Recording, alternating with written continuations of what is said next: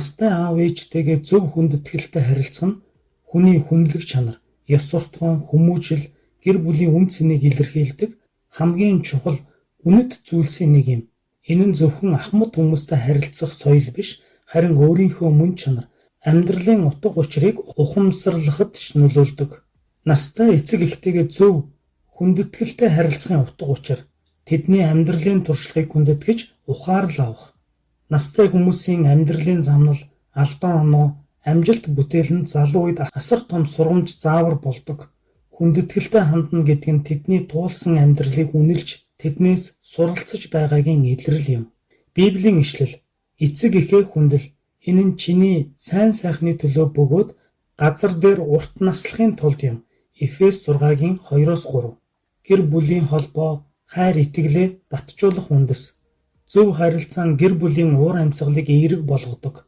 Ахмад настай эцэг эхээ ойлгож хүлээстэй сонсох, дэмжих нь гэр бүлийн гишүүдийн хооронд итгэлцэл, хайр халамжийг гүнзгийрүүлдэг.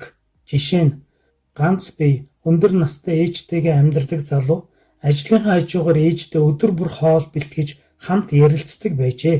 Ээж нь түүнд "Би ганцаардаагүйд биш, намайг хүн мэд сонсдогт баярладаг" хэмээн хэлсэн байдаг. Сэтгэл зүйн болон сэтгэлийн дэмжлэг үзүүлэх нь нийгмийн үүрэг. Настай хүмүүс олон жил бусдад тэр дундаа бидэнд зориулж амьдарсан байдаг.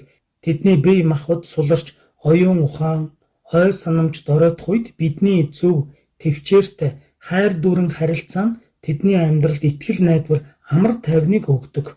Өөрийн үр хүүхдэд үлгэрлэх нь үнэт жишээ болдог. Хүүхэд эцэг эхээсээ харж өсдөг. Та аав ээжтэйгээ хэрхэн хандаж байгаагаараа ирээдүйд таны хүүхэд тантай яаж харьцах вэ гэдгийг заагаад өгдөг. Тиймээс хүндлэл бол үе дамжсан хүмүүжлийн үндэс юм. Монгол ардын зүрэг өвгөн бууралдаа өссөн төрсөндөө сэтгэлгүй бол хүн биш.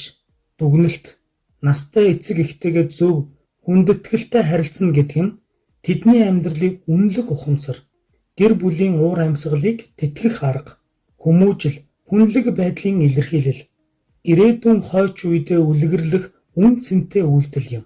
Хүндлэл бол үгээр бус үйлдэлээр харуулдаг хамгийн гүн утгатай хайр юм.